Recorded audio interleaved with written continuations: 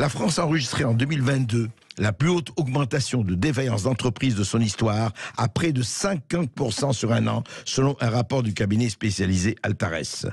42 500 entreprises qui ont mis la clé sous la porte l'année dernière, plus presque 50% par rapport à 2021.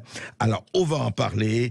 Qu'est-ce qui se passe exactement? Surtout, plus 78% chez les PME, une augmentation exponentielle. On en parle avec Nicolas Meillan, qui est membre des Éconoclastes, qui est ingénieur sur les sujets transport et énergie, et qui est ancien conseiller scientifique de France Stratégie.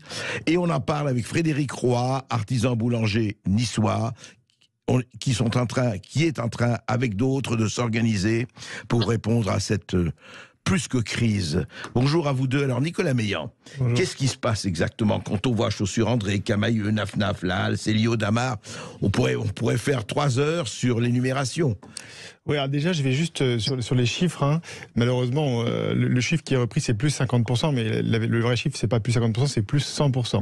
Parce qu'en fait, dans ce chiffre, dans ce chiffre-là, il y a les micro-entreprises, les auto-entrepreneurs, qui représentent en gros 95% des faillites. Donc si on les enlève et qu'on retraite les chiffres, eh bien, si on prend PME, TPE, c'est des faillites en hausse de 100% sur un an, et c'est des faillites plus haut de 30% par rapport au niveau de 2019. Parce que c'est vrai que le gouvernement nous explique, oui, ça n'est qu'un effet de rattrapage, ça va bien se passer. Le Covid, etc. Non, c'est plus un effet de rattrapage, puisqu'on est déjà au-dessus de la situation avant 2019. Donc qu'est-ce qui se passe? En fait, toutes ces PME et TPE, elles font face à 3 vents contraires.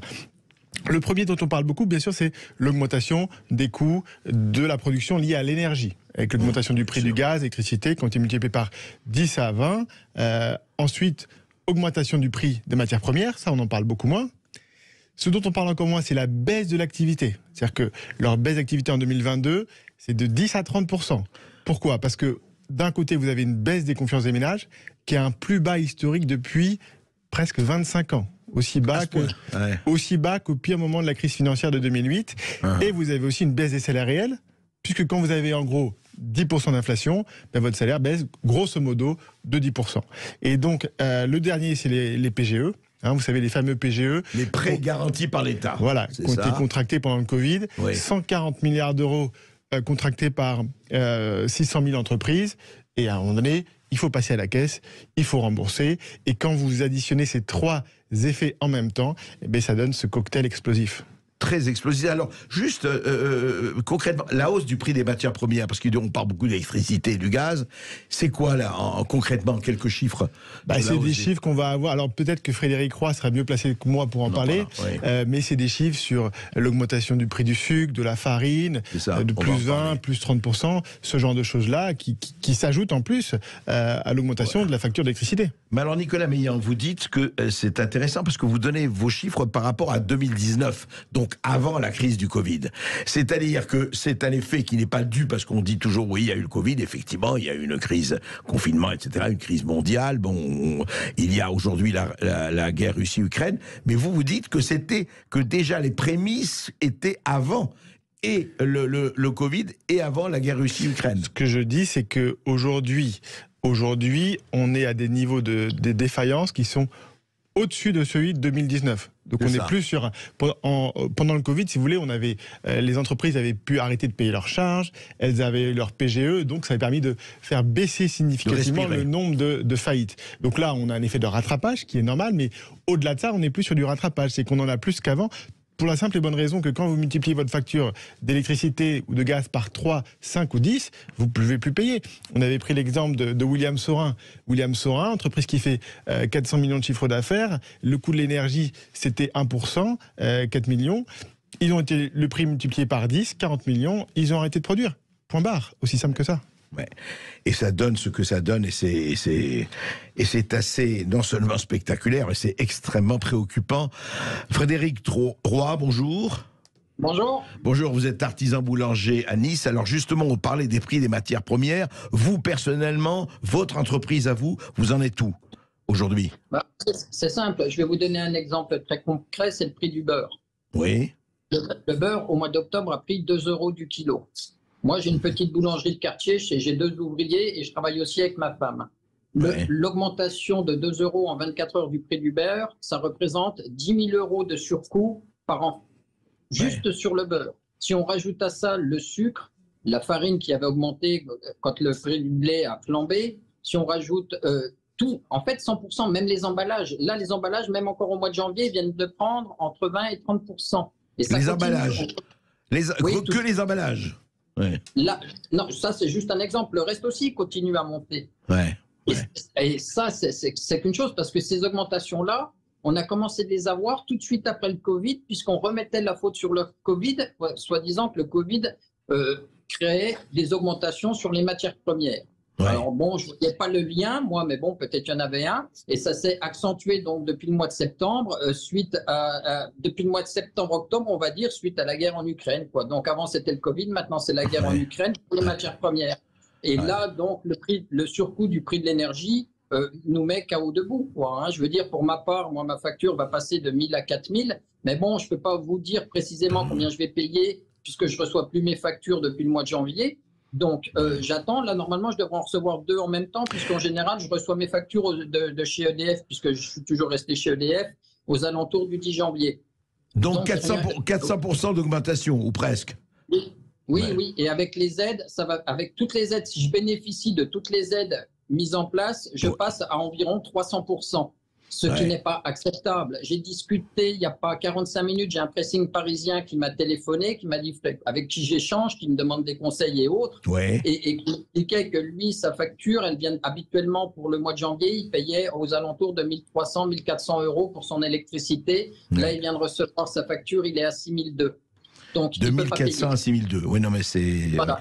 Il ne peut pas payer. Il m'a dit, Frédéric, déjà même multiplié par 2, je ne suis pas sûr de pouvoir payer. Comment je fais? Là, c'est multiplié par 4,5. Donc, je ne paye pas car je ne peux pas. Pour ces gens-là, on n'a pas de solution. Il n'y a aucune solution à l'heure qu'il est, puisque le gouvernement reste muet à nos différentes demandes, surtout celles qu'on demande dans l'urgence, à étaler le bouclier tarifaire. Donc, ici, les particuliers et les professionnels qui sont petits consommateurs d'énergie, c'est-à-dire en tarif bleu, moins de 36 kVA, on demande à l'étaler à l'ensemble des TPE, PME. Mais, et à moyen terme, ce qu'on demande, et c'est ça la vraie solution, c'est stop. On veut un prix de l'énergie français. On ne veut plus du prix européen. C'est pas possible. L'Espagne et le Portugal l'ont fait, pourquoi la France ne le ferait pas? Enfin, on en a parlé et c'est vrai que c'est un vrai problème et vous organisez là-dessus. On va continuer à parler avec vous, Frédéric Roy. Mais alors, Nicolas Meillan, quand même, il y a quelque chose d'assez étonnant. On entend ce que dit Frédéric Roy, on reçoit ici, à mon émission et à Sud Radio, tout ça, énormément d'appels en ce sens, et c'est vrai qu'il y a quelque chose qui boue, et on le comprend, mais c'est quoi? C'est parce que ça, ce que vous dites, ce que dit Frédéric Roy, je suppose qu'ils le savent, ils ont aussi leur retour, au moins, rien que les députés à leur circonscription, le gouvernement aussi. Qu'est-ce qu'il fait? Ils disent, on peut rien faire, voilà, c'est comme ça, c'est quoi? C'est fatalité, c'est mektoub? C'est quelque chose qu'ils arrivent très bien à faire, ça s'appelle l'autruche. Donc on plante la tête dans le sable, et tant qu'on n'a pas besoin de la sortir, on la laisse. Le vrai problème, si vous voulez, de nos politiques, c'est qu'ils n'ont pas compris qu'en fait, c'est le coût de l'énergie qui fait le coût de tout ce qui nous entoure. C'est le prix de l'énergie qui fixe tous les problèmes. L'économie, c'est l'énergie. Voilà, mais au-delà de ça, si vous voulez, moi, c'est vrai que avant l'invasion de l'Ukraine, je disais attention, essayons de se parler, de se résoudre ce différend, parce que si on part au conflit, on part au chaos au niveau mondial, parce que l'inflation, elle n'est pas juste en France, elle est dans tous les pays du monde, sur l'énergie, sur la nourriture, sur les produits, et c'est ce qui se passe en ce moment. Juste, je regardais un petit peu en détail les chiffres de l'inflation, donc je vais essayer de... Alors, je ne suis pas économiste, mais je vais quand même essayer de les commenter rapidement. En fait, on a oublié que pendant le Covid, l'énergie a coûté très très peu cher. Comme on a enfermé tout le monde chez eux, on a une chute des prix. Pétrole sous les $20. On n'était pas allé à ce niveau-là depuis 50 ans, en 1970. Gaz naturel à 3,5 € du mégawattheure. Je vous rappelle qu'en août dernier, on était à 350, donc 100 fois plus cher.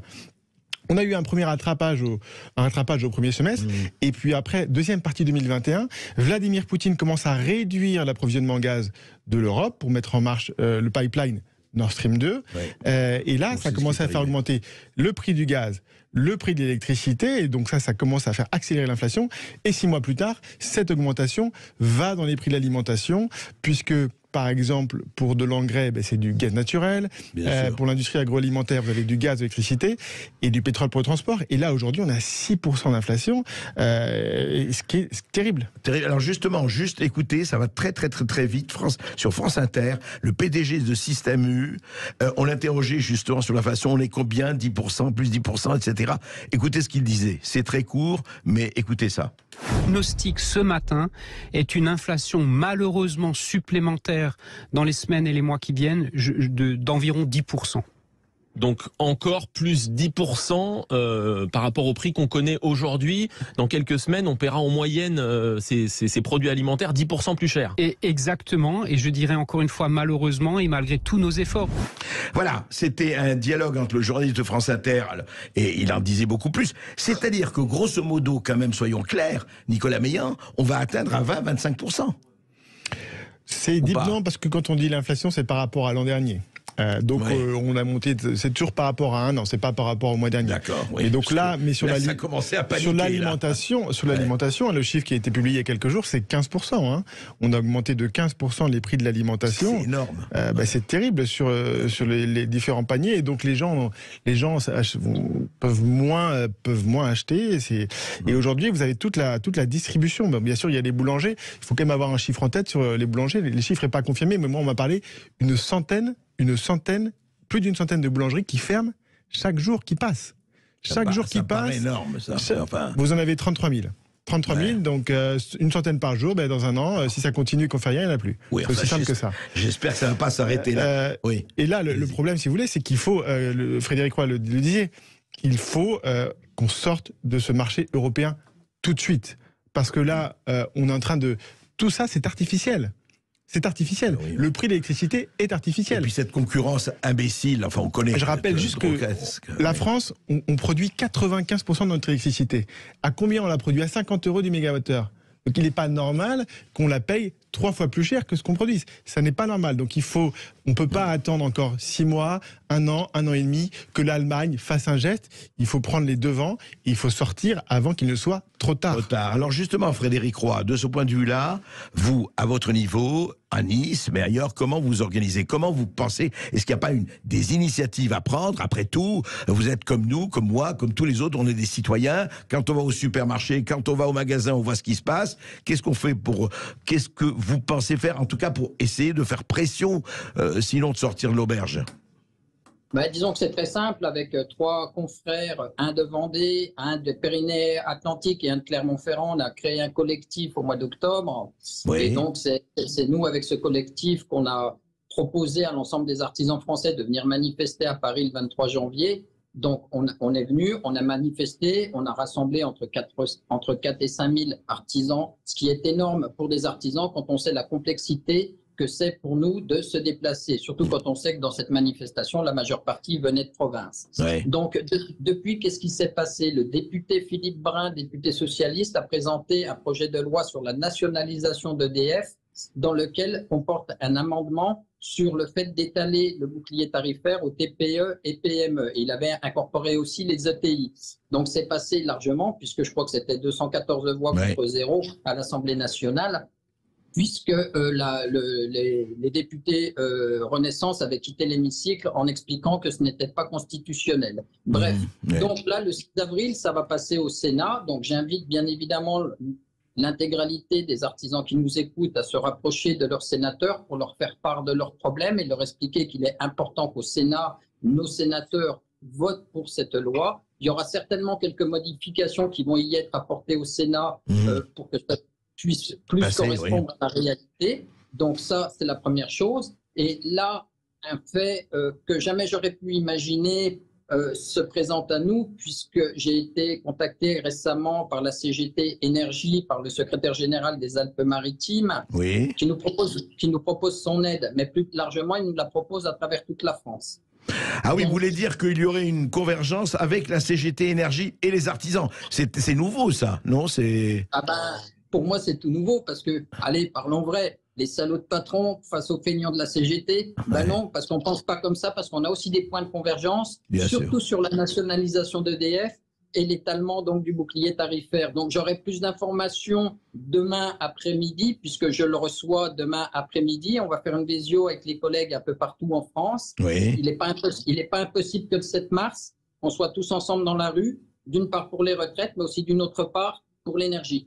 Donc oui, le 7 mars, on pourrait, je dis bien, retrouver ensemble et côte à côte les artisans, en tout cas des artisans comme vous, et les syndicalistes de CGT Énergie. Absolument, c'est ce qui est en train de se dessiner.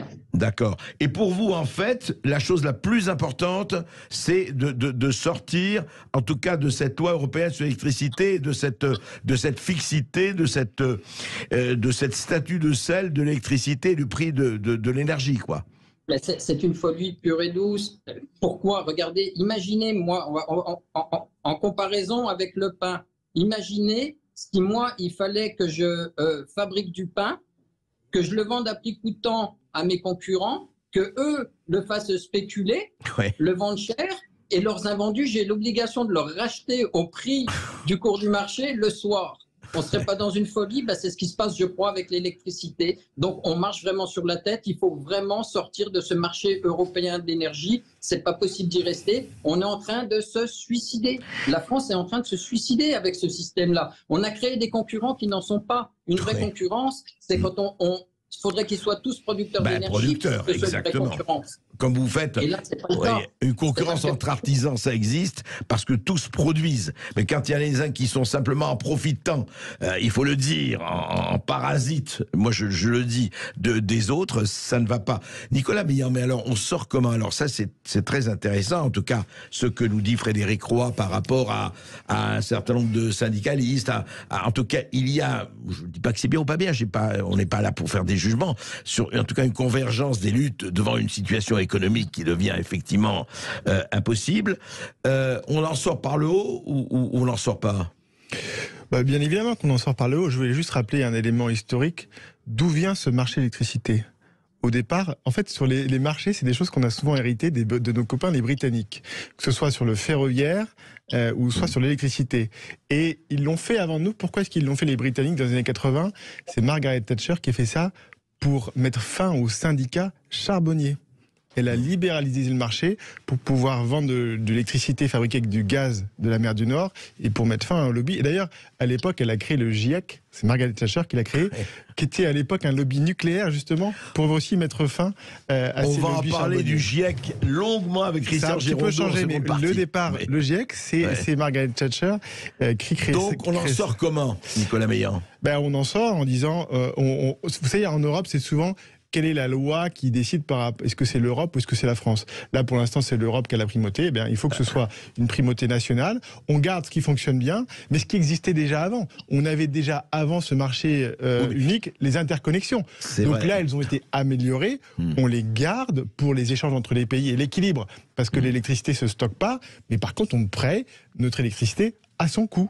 On les paye, donc c'est 50 € du mégawattheure plus une petite marge pour EDF. Et sur les importations qui font 5 à 10%, très bien, on les paye au prix indexé sur le gaz, ça pose pas de problème. Mais déjà, ça fera baisser la facture de tout le monde et ça fera baisser l'inflation mécaniquement. Oui, en fait, ce qu'il faut voir, c'est est-ce qu'on peut faire un peu d'Europe, et c'est ça qui va être un peu d'Europe. On garde ce qui marche bien, et ce qui fonctionne mal, c'est normal. Est-ce que notre chère commission sera d'accord? Est-ce que Ursula sera d'accord? Je caricature exprès, bien sûr, mais on verra juste. Frédéric Roy, en fait, vous n'avez pas du tout l'intention de fermer. Hier, j'avais un garagiste de Colmar qui me disait, moi, je ne peux pas faire autrement, qui parlait exactement comme vous. Lui, c'était garagiste, c'était la voiture, mais vraiment, il avait pratiquement le même langage que vous avez, Frédéric Roy. Et il disait, mais moi, je crois que si ça continue comme ça, je ferme, dans quelques mois, je ferme. Vous, c'est pas votre intention? Non, moi je veux me battre et je peux m'adresser à l'ensemble de tous ces professionnels, quel que soit leur métier, de nous rejoindre au sein de notre collectif, le collectif pour la survie des boulangeries et de l'artisanat, parce que c'est vraiment le fait d'être nombreux qui va faire qu'on soit fort. Et c'est pour ça aussi que c'est volontiers qu'on ouvre nos portes à la CGT, parce que c'est ensemble plus fort. Ça, c'est le mot d'ordre. Pour mettre la pression sur ce gouvernement, pour qu'il comprenne enfin que là va y avoir du monde et qu'on va se battre, moi j'ai pas l'intention de fermer boutique. Hein. S'il faut, je payerai pas ma facture d'électricité si je peux pas la payer, mais je fermerai pas boutique. Moi, je travaille depuis l'âge de 14 ans, j'ai 51 ans, bientôt 52. C'est mon capital retraite, mon entreprise. J'ai rien, j'ai pas de maison, je suis propriétaire de rien. C'est le jour où je vendrai mon capital retraite, autrement dit ma boulangerie, que ça me fera un petit capital pour m'acheter un bout de maison ou quelque chose pour mes vieux jours. Je peux pas le perdre aujourd'hui, ça voudrait dire que j'ai déjà travaillé 35 ans pour rien. Mais oui, ça, pour après. c'est inacceptable. Et pour le garder, ça, on va se battre. Mais on ira jusqu'au bout. Il n'y a pas de limite. Écoutez, Frédéric Roy, merci.